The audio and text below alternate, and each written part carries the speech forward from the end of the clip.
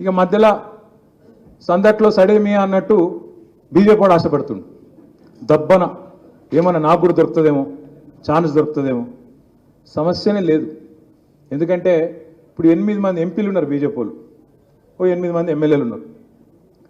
ఇప్పుడు 8 మంది ఎంపీలు ఉన్నారు కదా, మీరు ఒకటి చూడుర్రి. ఒక్క రోజున కాంగ్రెస్ పార్టీ మీద పోరాటం చేస్తారా? పొరపాటున కాంగ్రెస్ పార్టీని ఒక మాట అంటారా? 2 మంత్రులు ఉన్నారు, కేంద్ర మంత్రులు.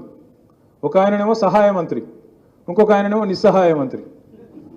ఏమి కాదు, ఇద్దరితో ఊదు కాలది, పీరి లేవదు.